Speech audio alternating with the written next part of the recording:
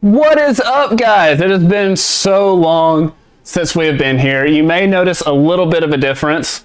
I got a new camera. It's actually a pretty funny story. We'll talk about it later. But I have a fantastic guest on tonight. I can't wait to talk with her about House Bill 1557. So without further ado, we're going to jump right on in and have a great night.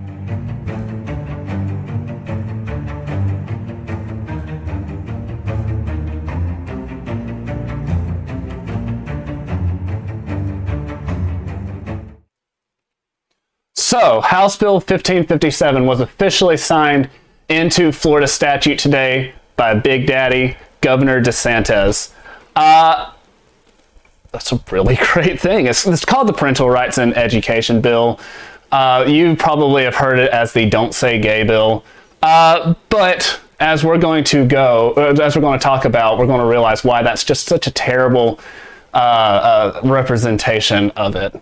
Before we get to our guests, I'm going to real quickly read the actual part of the bill that people are having so many issues with. There's lots of things with it, with notifying parents of stuff going on in the schools. Basically, it makes it a lot harder for school systems to get away with the stuff that they've been getting away with that we've been talking about right here. So the part of it that is really lighting a firestorm reads as thus. Classroom instructions by school personnel or third parties on sexual orientation or gender identity may not occur in kindergarten through grade 3 or in a manner that is not age appropriate or developmentally appropriate for students in accordance with state standards. Why anyone would have a problem with that, who's correctly thinking, I don't know, but let's just break that down just for a second. Kindergarten, it's actually pre-K through grade 3, that is 4 through 8-year-olds that you cannot talk about your sexual orientation, so-called gender identity.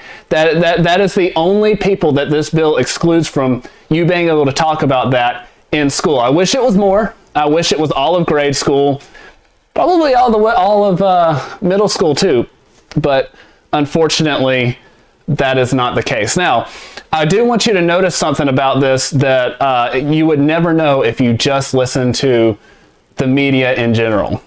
And that is, in the entire bill, you don't see the word gay. So they call it the Don't Say Gay Bill, banning apparently the word gay in the state of Florida. That's what you would believe if you had been listening only to the media, but it's just not true. Why is it called the Don't Say Gay Bill? Because if leftists tried to attack the fact that they're trying to keep 4 through 8-year-olds from being able to talk about sexual orientation or gender identity, if they were to go against that, parents would blow them out of the water. They would not get away with that. So they have to rename it to the Don't Say Gay Bill, and that's how you have the Oscars opening up with people chanting gay. That's why if you go on TikTok, you'll see all these people chanting gay, gay, gay all over the place. It's sick, and this is to keep adults from grooming children into sexual perversions, talking about sexual orientations and gender identities, again, with 4-year-olds through 8-year-olds. Now, I know a lot of parents are extremely happy about this. I mean, you know, if you took a silent poll on this, probably 70% plus of parents would be happy about this bill. And I actually have one with me to talk about it. I talk about my niece quite a lot on this show. I love her very much. And I got her mother to come talk about it. Landry, you are going to be up and people can hear you. Let me see. There we are. There you are. So this is my sister. Hello. She definitely got the looks in the family. It's kind of sad because they were all saved for her. Even though, you know, she looks like a cave troll right now. I can't let you get off with nothing. But let's talk about this real quickly. So, you know, Adeline is very young. She's just in this age group that this bill targets. How do you feel knowing your daughter is safe from this and at least for a few more years? I'm very thankful for it. I mean, like she would even know what it means at this point, which just adds to why it doesn't even need to be talked about. I'm just thankful that she doesn't even have to get introduced to it because, I mean, it just wouldn't make any sense at this time. And not introduce it all anyways, because like the bill said, they're just not intellectually ready for it. They really are not. I mean, did you at 4? Yeah, you hear in the background. Did you at 4 through 8 years old even really understand it? I know I didn't, and we had the same parents, so I'm guessing you probably didn't. No, definitely not. Had no idea what a lesbian was, what being gay was. Transgender, of course not, because that's brand new, but yeah, it's within the past few years. So I've got to ask, like, just as a mother, what would you think if you heard one of Adeline's teachers talking about this? I mean, I would be very upset, especially now that we have this bill in place. There's just no point for it. And you'd be upset. I doubt I'd be more upset than you, but I would be fuming. I would be just ready to take this person down, if I'm being honest, because, I mean, I don't have any kids of my own, but, you know, I love Adeline quite a bit, and I would just be so angry if they tried to push this on her.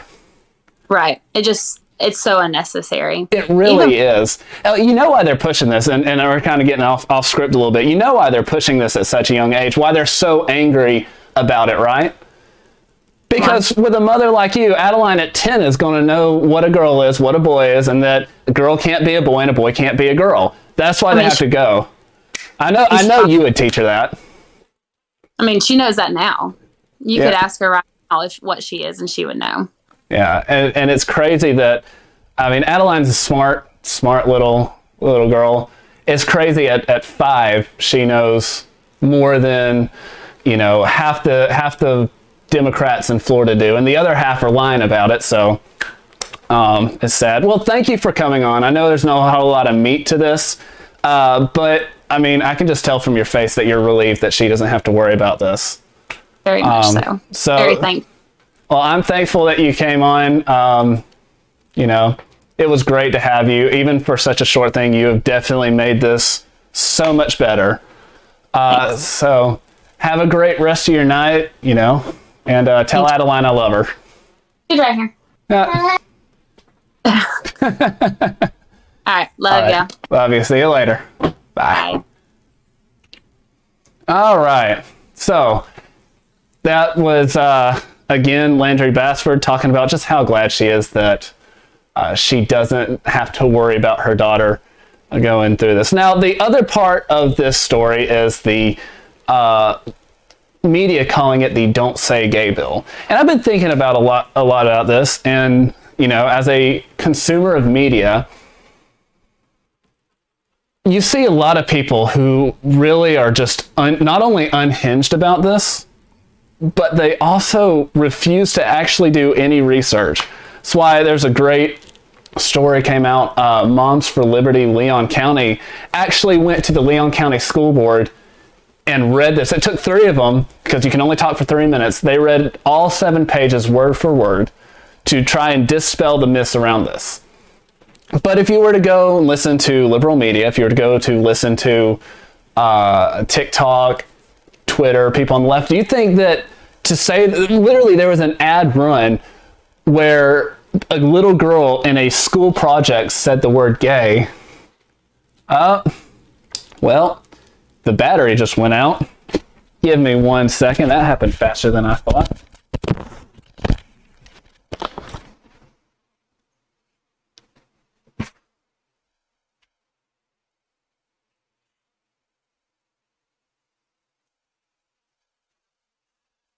Definitely going to have to fix the timeout. You also see there that I am,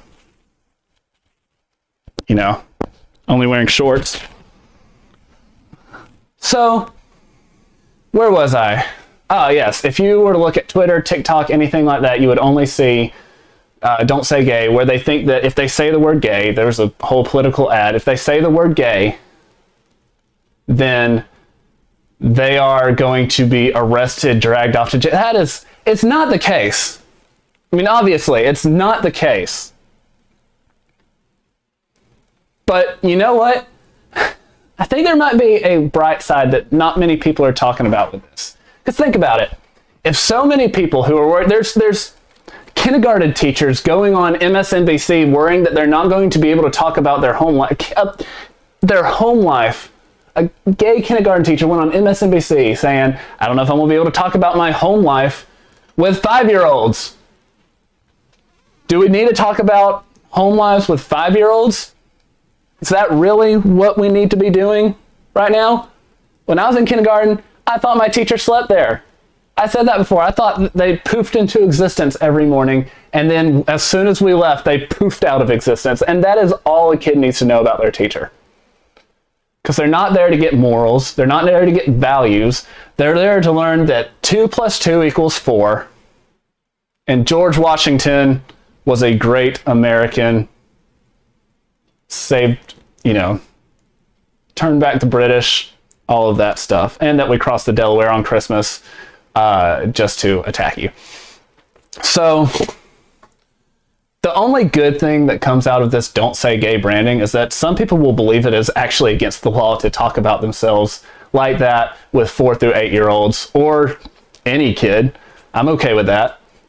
And I can't see a problem with that because maybe they won't do it then. So maybe there's a little bit of a silver lining there. All right. So I told you I was going to promise. I promised to tell you why I was gone a little bit. So 2 weeks ago, right before I was going to do the show, my old camera right here decided it wanted to fall on me, fall over, hit the ground, completely out. Couldn't get it to work, nothing. So that's gone. Got this one. Last week I was at military training. I had a legitimate reason for being gone. So I've been working. So I wish y'all could see my setup now. It's just so ridiculous what I had to do to make this work. But it's okay because we're here. I got you. Even with technical difficulties, because that camera is going to go out again in about, I don't know, about 8 minutes. It'll be okay though. Maybe 7 minutes. It'll be okay. We'll fix it and keep going. So we have finally got, at least in Florida, teachers not being able to talk about gender identity and sexual orientation. Who needs to talk about sexual orientation with 5-year-olds? With 4 through 8-year-olds. But that doesn't stop people from talking about it outside of schools or, in different states. But, you think you'd at least be out of this a little bit once it comes to summer. Not so, apparently. Not so. So Indiana, great state of Indiana. Go Hoosiers. Just seems to be going downhill pretty recently. They've had, just on that I've reported on, a teacher who has their own satanic temple that they run. You had a pastor who appeared on HBO in drag, and now a sex ed camp for 3rd through 5th graders. So 8 through 10-year-olds. And, this question just keeps going over and over in my head. Have they been reading A Brave New World? Like, is that just the, reading that has really been going on lately? That they're like, let's just sexualize all the... I know why they're going to trying to sexualize all the kids. One, they're perverted pedophiles. I mean, you don't need more than that. But 2, break down a kid through identity before they have one, and then build them up in the way that you want them to be. Most likely it's leftists doing that. Been through this whole thing before. I understand why, but also they've been, reading Brave New World way too many times. So how did the state that elected Mike Pence to be its governor in 2012 fall so fast in so short of time? I don't get it. I do have questions about this sex ed summer camp. And yeah, I have plenty more to say about that. First off, who is thinking this is a good idea? Who sits around, and we're about to talk about it, but who sits around and goes, you know what I want to do? I want to take a bunch of kids, ages 8 through 10, and teach them about sex. I mean, it is sad that at 9, the average age boys start watching pornography is 9 now. Or at least they're first shown to it. So it's not out of the realm that, there it goes again. Don't worry. We can do this. We got this. We are stronger than the technology failed that I've been fighting the past couple of weeks. We are stronger than this. We can do this, guys. Just gotta hit that.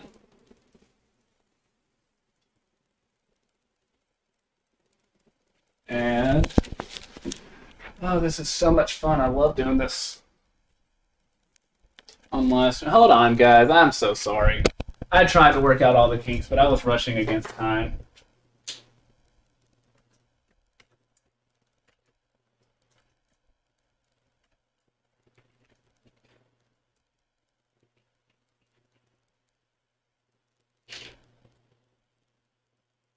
See, what I want to do is when I cut this up for the recordings, I'm definitely cutting all of that out, so you can see it's behind the it's a behind the scenes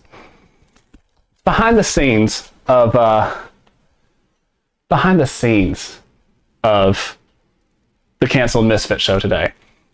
So, as I was saying, who thinks this is a good idea? Secondly, why would any parents pay $200 to $250 for their kids to go to this when they can have a talk about it with their kid absolutely free at the dinner table? They can teach them their own morals. They can teach them everything of their own. Why is it that they want to send this to these strangers, hoping, like, it's a bunch of strangers that want to talk to other people's kids about sex? Maybe you should think that they're pedophiles. Also, why have these people, who we're going to talk about in just a second, not been investigated for pedophilia? I'm just saying, if you're so passionate about teaching kids how to have sex that you start a summer sex ed camp, I'm thinking you might need to be investigated just a lot of bit. All right, let's talk about some topics that'll be covered, because, you know, that's a very important place to start. This is so bad, guys. Like, this is just satanically bad. First topic that will be covered: how to use condoms. I'm not kidding. This is an actual quote. This age, this is from the flyer for the sex ed summer camp. At this age, kids are primed for level-headed learning. They are information gatherers. There is no shame or ickiness associated with using Band-Aids, and that same philosophy is applied to condoms and other barriers in this body positivity curriculum.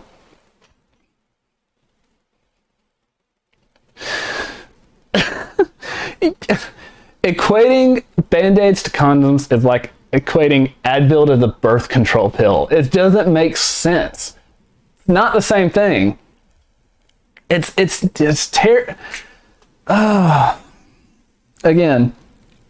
pedophilia. So one set is for healing and feeling better. The other set shouldn't be talked about with 9-year-olds. I tell you, at 9, I didn't know what a condom was.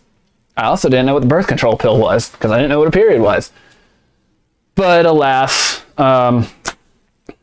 that's out the window. Next up in our roundabout of things that are talked about at a sex ed summer camp for 8 through 10-year-olds. Of course, trans education and encouragement. It's not enough to tell people that trans people exist, but also encourage them to do it. And it's grooming. It's grooming. That's what it says. It's grooming. And it's awful and it's terrible. And this is why you got to know about this, because just because this is happening in Indiana doesn't mean that it can't happen here.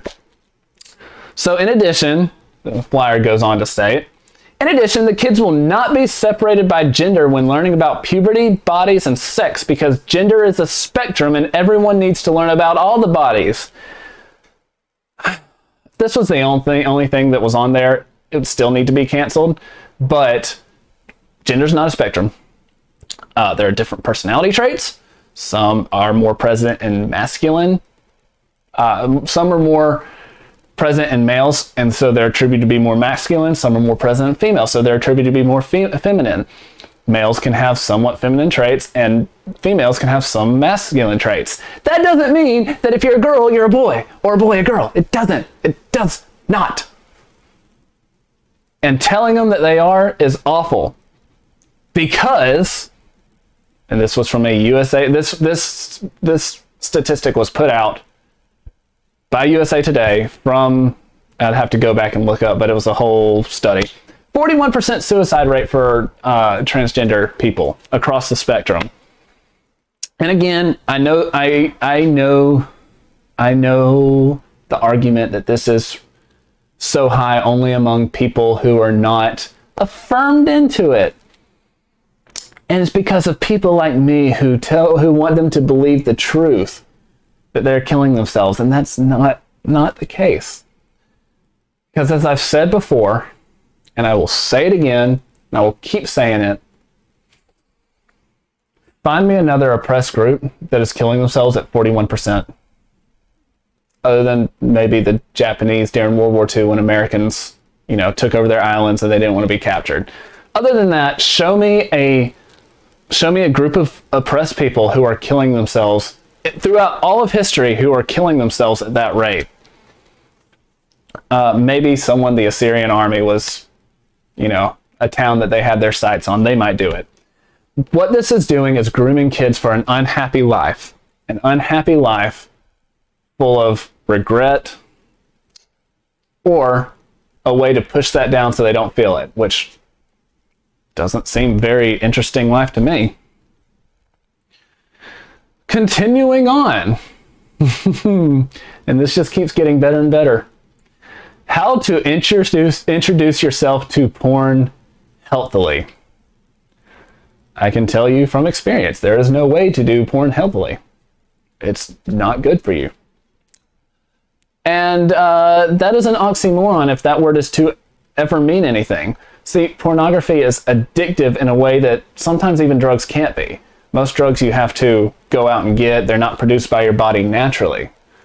What porn does is hijack your body's natural, pleasant endorphins, chemicals, etc., and jack them up so high that no real world scenario is going to come close. And when you're desensitized to it, it doesn't work out.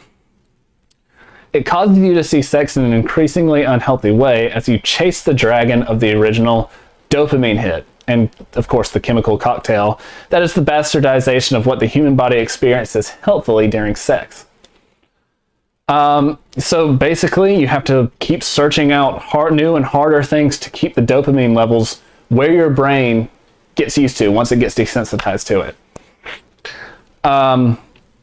So yeah, it's not a good thing. It's super unhealthy, and it's very, very addictive, especially in this world now where it's so easy to get to and it's free.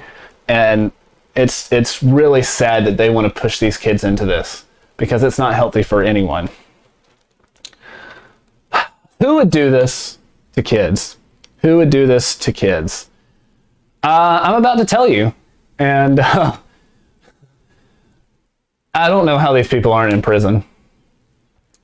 I mean, I don't know how these people aren't at least under some sort of investigation. First off, you have the camp organizer, sexuality educator Ashley Robertson. Robertson has taught several other sex ed classes as well, including a workshop for parents called Shame-Free Potty Training and Early Sex Ed. Shame-Free Potty Training and Early Sex Ed in parentheses. I don't know what that means, and I'm kind of scared to ask. But just from the title alone, are you wanting to teach 3-year-old sex ed now? Show me a 3-year-old who needs to be taught sex ed. But that's the point. They have to get them young. They have to break down their identity before they can find one so that they can build them back up into their own image, or their policies will die out. So they have to go after the young. They have to go after your kids or anyone's kids they can get a hold of. Don't let that be your kids. Going on, Jenna Phillips, a former early childhood educator, there's that same theme again, who has 2 children with her wife. So I guess they're adopted.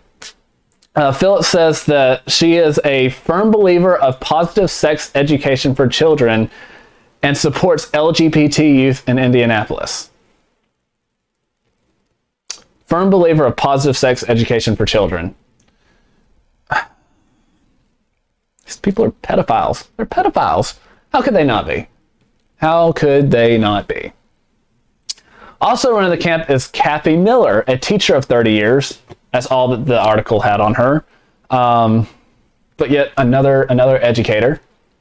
Not all educators are bad. I'm not saying that, but there's a theme here.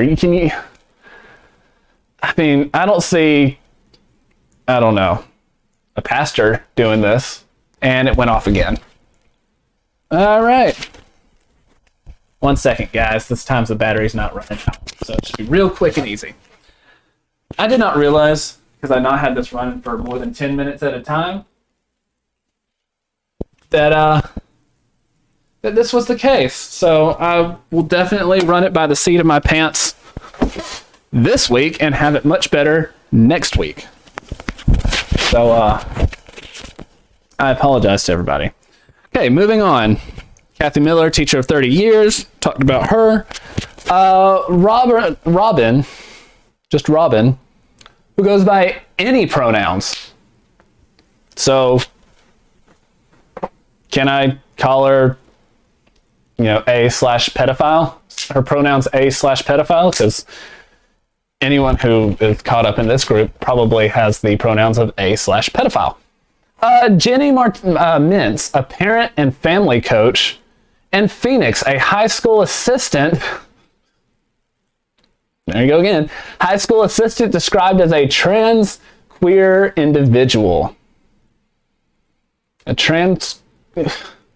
So, like, does that mean you're, like, not queer and then you're trans queer? Like, you made the... Does this mean this person has made the choice to be queer?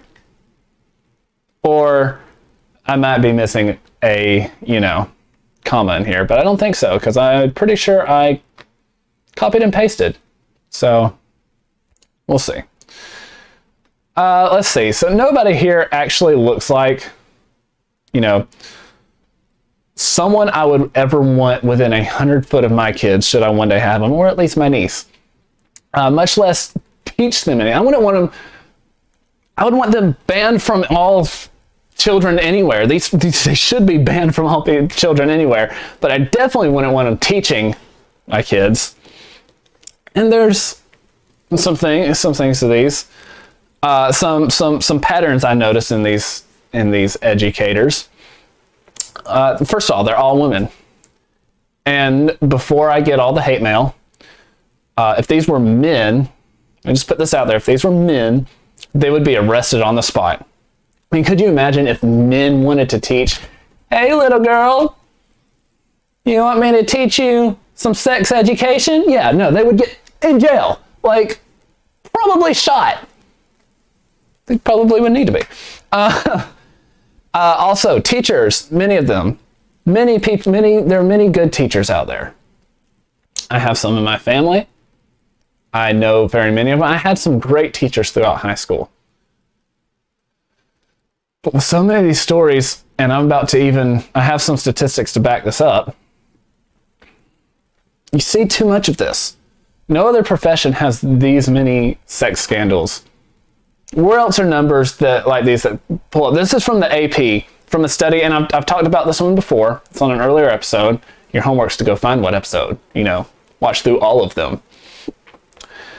From the AP, relying on state education records supplemented by federal crime data, a year-long investigation by the Associated Press uncovered roughly 17,000 official reports of sex assaults by students over a 4-year period from fall 2011 to spring 2015. That's when I was in high school. So that was students on students. Doesn't fully capture the problem because the attacks are greatly underreported. Some states don't track them, and those who do vary widely in how they classify and catalog sexual violence. Now here's the real one. from obj.gov, so government website. September 15th, 2017, an estimated 10%,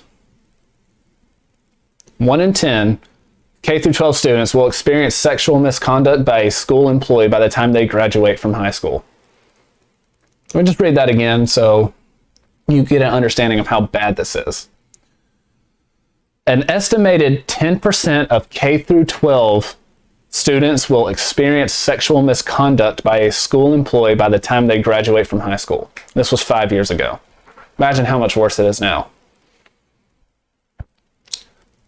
Again, I've had several great teachers. I really have. But there are apparently many, many bad ones. 1 in 10 students. It's crazy.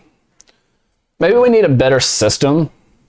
Read into this. I want you to read into this and listen to me. Non-woke for training teachers. Of course, that would require an overhaul of the college system. That's a lot of work. It's good work. It's what should be done. But, or, and this one's a lot easier and a lot easier for you and I to do personally. Hold school boards accountable for who they hire. You heard me right. Hold school boards accountable for who they hire. Be there. Show up. You know. And last thing that's across many of these educators of this sex ed camp, they're LGBT. These people don't want to keep it to themselves. They want to groom. Why, again, so angry about the Florida law? Why are they so angry about the Texas stand saying that conversion therapies for kids could constitute child abuse? It does, but they can be investigated now. Why are they so mad about these? Well, as I've said before, only 3 groups in America are reproducing at actual replacement rates. Muslims at 2.7%, Christians at 2.4%, Jews at 2.2%.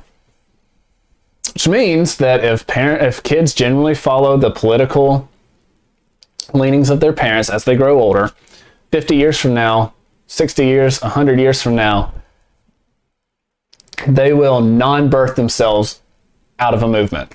So they have to go after your kids. That's why they're so mad. So, as always, some takeaways from this. As always, these are your children. You are responsible to teach them about sex, sexual morals, and sexual values, along with just all of them. It's up to you, and it's also you to protect their innocence as well as you can, which is hard to do, admittedly hard to do nowadays. Lastly, it is up to you to speak up against this. It will help keep your children safer later, help keep your grandchildren safer later. It is up to you to stand up and fight for it right now. 2, churches need to speak up. They need to organize groups to go to school boards that employ these people and demand accountability, and to put forth Christian sexual morals and stand by them. Teach these things in church, in Sunday school. Frustrates me, especially in youth group when you just don't talk about this. The church should be teaching Christian sexual morals. You know, I actually went to the first Moms for Liberty Leon County meeting, and Preston Scott was there, and he talked about doing just this.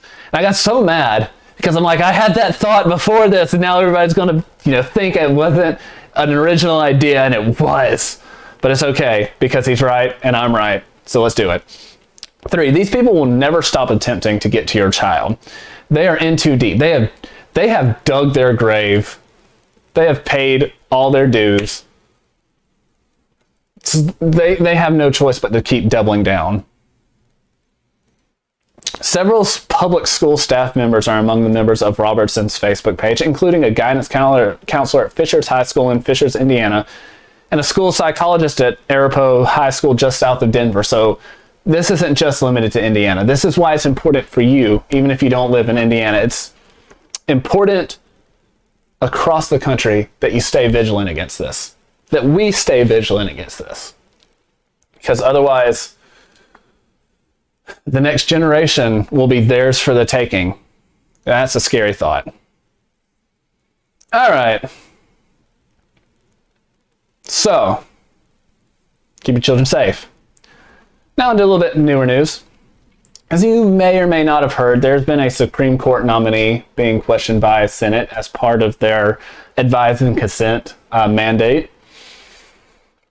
Back on the campaign trail, Biden said that he would nominate the first black woman to the Supreme Court of the United States. Of course, if you were to ask him what is a woman, he probably couldn't answer. But anyways, this wasn't a debate. We'll look at it right here. Nope. Nope.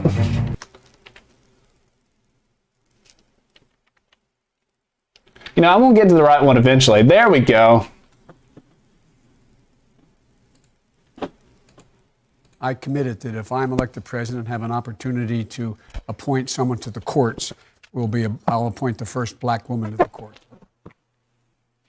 All right, guys, my battery ran out again. Sorry about that.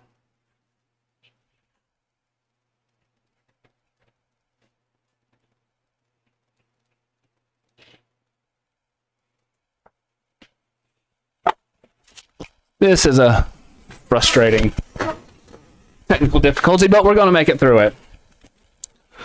So he went on. I'm just going to keep this on the outside, guys. If you see a cord, I'm just going to have to deal today. So after this, he went on to talk about how his cabinet would look like the American people. Yeah, you got my light in it now. Nice. So the time has come. He has nominated, and I hope I don't misspeak her name, Ketanji Brown Jackson. Now, here's some things. I have a problem eliminating people based on race and gender. I mean, that's where we're at, that we're eliminating people based on race and gender. And a couple thoughts on that. If she's good, she's good. She doesn't have to be, you know, black and a woman to be good. If she's good enough for it, she's good enough for it. So it's a diversity hire. The thing about diversity hires is that they actually lower the accomplishment of the person who gets hired for the role. You catch what I'm meaning? You know, it's one thing to say I beat out everybody and got this spot on the Supreme Court. It's another thing to say, oh, I beat out all the other black women. Not as much of a I mean, you're you know, going up. You go from taking on all of America to half of 13%. Yes, I know that's 6.5%. I just had to take a second to do the mental math. She may be a good judge, all said and done. But she may be. But there are problems that have come up during her confirmation hearings. So for starters, a 2013 case where she gave an 18-year-old leniency. I should probably say this was a dude who had multiple child porn videos and recordings on his computer. Statutes were 10 years. Prosecutors asked for 2. She gave him 3 months, which her answer to that was, I looked at the case and decided that was the best thing. I'm not a judge. I'll give her a little leeway on this, but she's on thin line because child porn is awful. But if you were to Google it, all you would hear is, you know, that this has been debunked or they're twisting it. Okay. Something a little bit more substantial. 1996 Harvard Law Review basically argued that sex offender registries, and I quote, are punitive to the extent that they operate to deprive sex criminals of legal right. Just starting off, is that a bad thing? Like, if you sexually abuse someone and go on the registry, one, shouldn't you just still be in jail if you're still enough of a problem that you need to be on a registry? But two, like, I think you definitely should give up your right. Felons give up their right to owning the Second Amendment. I think you should also give up some rights if you are, you know, on you sexually assaulted or raped someone. Like, you should lose some rights. Goes on to say, quote, the community notification statute deprives the sex offender of his right to mobility or bodily integrity. Read, if he can't move around because there's children, you know, that he has a past history of doing things to. Offender of his right to mobility or body integrity, and if it makes him the target of widespread community rejection, antipathy, and scorn in a manner that is more retributive than rehabilitative, then it should be considered punishment, and therefore apt to be found unconstitutional under the analytical frameworks of the 8th Amendment, ex post de facto clause, double jeopardy clause, and bill of attainder clause. Jackson complained that state legislators these days have little tolerance for sex convicts. If only that were the case. I could only hope so. These people should be ostracized. They've committed a unwanted and sexual act on somebody. Like, I don't know how you violate someone more deeply than that. So I could only hope that as lawmakers they would ostracize these people more. Maybe keep the next person from doing it. So, whatever. But then there's a bigger problem. And that is the fact that she cannot define, I say she, cannot define what a woman is. For example, Senator Marsha Blackburn from Tennessee decided to ask her during her questioning of her to define what a woman is, and this is what happened. In the NCAA swimming championships, what message do you think this sends to girls who aspire to compete and win in sports at the highest levels? Senator, I'm not sure what message that sends. If you're asking me about the legal issues related to it, those are topics that are being hotly discussed, as you say, and could come to the court. Can you provide it? So, my issue. There are myriad legal cases that this could actually kind of disqualify her from if she can't say what a woman is. If she can't say it's, you know, someone with X and Y, 2 X chromosomes, the ability to have the ability to grow a child in your uterus, give birth, whole lot of things. How hard can it be? How hard can it be, except that she can't say what a woman is, you know, because then she would conflict with gender ideology, which is destroying womanhood. And she wants to live apart from truth. I don't know if she wants to, but she knows where her bread is buttered. And to, you know, give a actual correct response to that, just done. This should disqualify her, though. 100%. This is why elections matter. You see, Trump's 3 picks are his greatest triumph, just for the fact that they did not allow a vaccine mandate to go through. Like, that would have been the end of most liberty in America. And if in June the court goes the correct way on the Dobbs versus Jackson case, that'll be its greatest thing. Thank you guys for putting up with me during this episode with all of its technical difficulties. Next week's going to be a lot better. I'm going to figure it out, guys, because I care about y'all. So like, subscribe, know that better things are coming. I am back. I've even got better equipment. Doesn't this look so much better? Like, especially once I really get it going. Like, I was struggling, but you know what? I did it for you guys. It's so much fun to be back, guys. All right.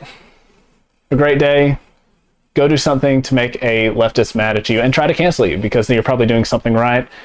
And then when they're shouting at them, you just laugh and just, you know, say, checkmate, try again later. I got to work that in better, guys. Anyway, ring the bell. There's something funny will happen. We're good. See you guys later.